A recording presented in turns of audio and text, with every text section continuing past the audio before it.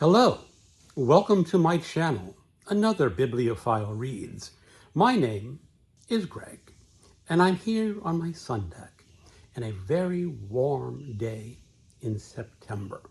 I have just returned from a road trip to upstate New York, which was very beautiful and very fun, but not a lot of reading got done. I did manage to get to one used bookstore. I wish I had gotten to more, but I had traveling companions, and they weren't all too keen on visiting bookstores. But I visited a place called The Book Corner in Niagara Falls.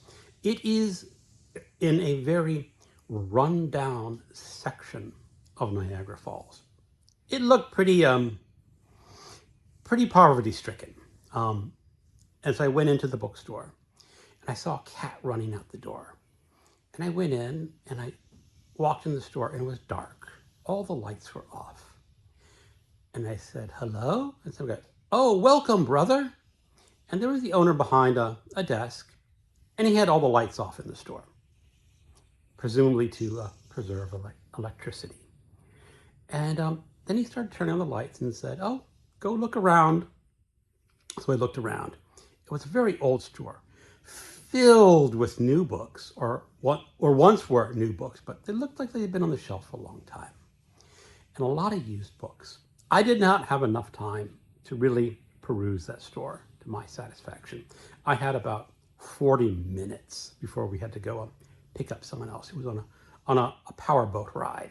But I got some really good books, and some of them were dirt cheap. He had books out there for 50 cents, some old paperbacks, the kind that I like. A lot of them, I don't know if I'll get to reading, but they're still good to have on their shelves. And one real winner of a book that I got for $1. And I'll save that to the very end. So what did I buy? Ellery Queen, The Player on the Other Side. I have not actually read Ellery Queen. Oh, I might have read some Ellery Queen. I might have read a short story in my life. But you got this really old paperback, and it's in really good condition. I don't think this has been read. And this is from 1965. The back says, the murders began with a note. Dear Walt, I know who you really are. I know the skill of your hands. I know the quality of your obedience. I know what you think. I know what you want. I know your great destiny. I like you. That was like a little picture of a note. And now the description of the book. Walt was a handyman of York Square, home of the 4 surviving heirs to the York fortune. There was Robert York, a stern and exact in his movements. Myra York, a gentle beauty whose life was withering away. Emily York, who turned her lavish home into a bare Trappist cell. And Percival York, the playboy, gambler, and drunkard. These were the people whose lives were threatened by the mysterious why, but who or which was why.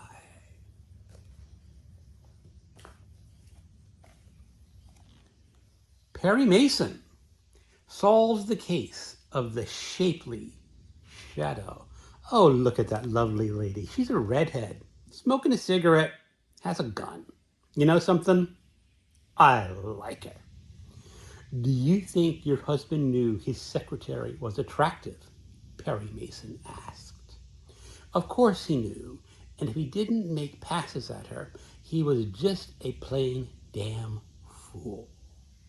Furthermore, I think she was pretty much in love with him then, and I know she was in love with him now. And you didn't resent it? Look, Mr. Mason, said the second Mrs. Thielman, let that woman or any other woman start trying to get her hands into my secretary, and I will jerk the rug out from under her so fast she will not know when she hits the floor. Mrs. Thielman rose and walked towards the door. Thank you very much, Mr. Mason, she said, for all you've told me. I'm sorry I couldn't tell you more. You told me more perhaps than you realize. And with that, she gently closed the door. I have read one other Perry Mason book. It was okay.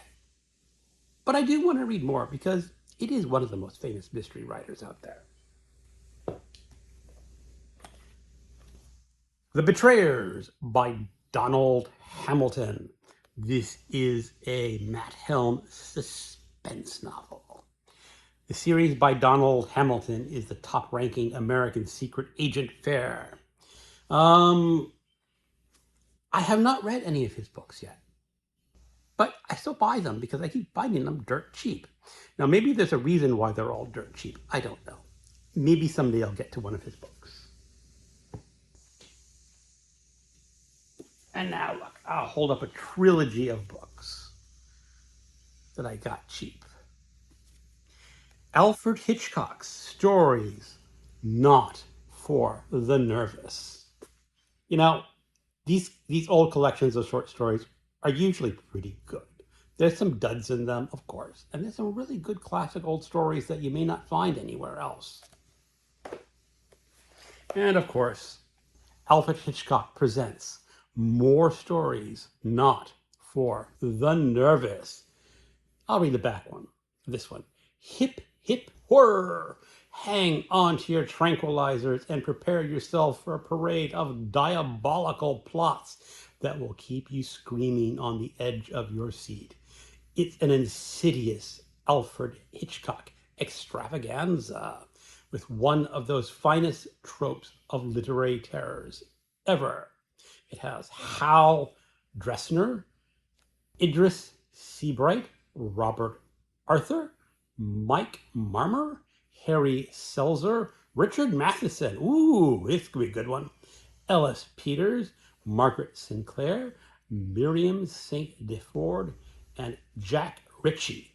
Plus, Sorry, Wrong Number, the complete novel by Lucille Fletcher and Alan Ullman. And the last of the Alfred Hitchcocks. Alfred Hitchcock's Grave Business. Let's hear that primal scream. I think that's, well, let's go on. Good news, all you freaked out fans. Alfred Hitchcock has come up with a great new cure for your mental ills. And he guarantees that the only hang up you'll have is to worry about is the rope around your neck. So don't be shy. See how it works. Have a mind-blowing encounter with a group of terror tales by such masters of the electric shock suspense as Douglas Farr, William Brittan, Jackie Ritchie, Jonathan Craig, Frank Sussick, Elijah Ellis, Talmadge Powell, Richard Deming, James Holding, Richard Hardwick, Helen Nielsen, Theodore Matheson, Robert Edmund Alter, and Robert Colby. And this, I think, is my favorite of the suspense novels that I picked up. This is Rogue Mail by Jeffrey Household. It is just a lovely old paperback. I don't think it has been read. And when was this book published? This was originally published in 1939. And this edition is 1967. Look, it had a picture of the Bavarian corporal on the front with a scope to his head. His mission was revenge, and revenge means assassination. In return, he'll be cruelly tortured, tracked by secret agents, followed by the police, relentlessly pursued by a ruthless killer. They'll hunt him like a wild beast to survive, and he'll have to think and live like a rogue male. Now, the only issue I have about this is that it's also in the NYRB Classics right now, so it's going to not fit in with that series of books. But this is a book that I think this is going closer to the top of my list. Okay, I have some horror books now. I've never heard of this book, but, you know, it was 50 cents. So I picked it up. Has like a farm boy in overalls and has a face. The Turning by Justin Scott.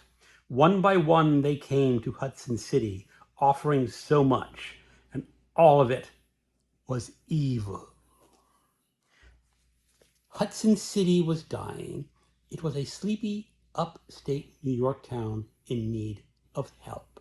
They came, the revolutionists, one by ones and twos, and then by dozens, a visible force with a hidden intent.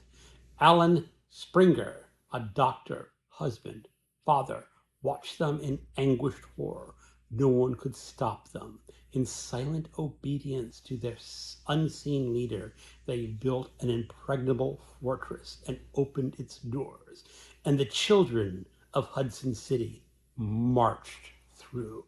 Soon their Messiah would come forward, and Alan Springer would have to be ready to resist the turning. Horror and religion. I like those two mixes when they mix up a cult and horror books. Again, I have never heard of this book before, and this book was published in 1978. The Scourge by Nick Sharman, author of The Cats. I have The Cats on my shelf that I have not read, but this is a new book to me. Never heard of it before. Explosions of Evil. A beautiful woman is suddenly turned into an agent of hideous destruction. A high-powered executive becomes a childlike slave of perverse emotion. A lovely female psychologist mouths words of madness dictated by an unknown master. A punk rock star gives his fan a show of ultimate self-degradation. A military hero crumples into a gibbering cowardice. All over the city, men and women were discovering that their minds were no longer their own, but maiming, murdering weapons in the hands of someone or something who was pulling the trigger again and again. The Scourge. Don't let it penetrate your defenses. Nick Sharman, again, author of The Cats, killer animal book. Again, this was, I'm sorry, this was $1. I spent a whole $1 for this book. Can you imagine that? And now we are getting into some genuine paperbacks from hell category. We have The Tribe by Barbie Wood. Now, let me just show you here. It's a step back. You know, step backs are just about the coolest thing ever. So The Tribe by Bari, B-A-R-I Wood, co-author of the bestseller Twins. Now, what have we got here? A secret, older than time and deeper than friendship, bound them together. The Tribe. Doesn't tell you a whole lot about this book. As I remember, this is about Auschwitz survivors who survived remarkably well for being in Auschwitz. Maybe they had some help. I don't really know. I have not read this book, but I am pretty sure this is a paperback from hell. And now the book I am most proud of finding. It is a book that I own, but it cost me $1. But this book has the absolute best step back cover that I have ever seen. This is Sins of the Flesh by Dawn Davis and Jay Davis. And you can you see the face there and the fingers there? And you open. Ooh, look at that. The best step back cover, as I said, that I think exists. Two brothers, Dawn and Jay Davis, have transformed the bucolic cropland of Missouri broth hill into a nightmare world of satanic terror. An American as mom's apple pie, as authentic as Missouri dirt, as mind-boggling as the grand Google sins of the flesh, makes flowers in the attic look like Rebecca of Sunny Book Farms. The back. The wages of sin is death. An innocent mound of grass-covered earth. A weathered wooden door, a root cellar, shelter from violent storms, storage for the farm's produce, and Walter Sykes' farm. The root cellar hides a dark and dangerous secret. A monster slumbers there, imprisoned by powerful magics. A monster that once was Walter Sykes' eldest son. Transformed by the madman's curse, Jesse Sykes is a killing machine.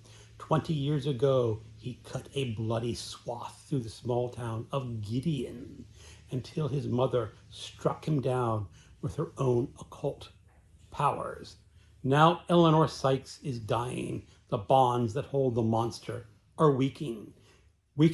Soon Jesse will be free, and no one in Gideon will be safe. Now this book is a gift, or should I say, an exchange for another booktuber, MJ. Because I saw this for $1 and I had to buy it.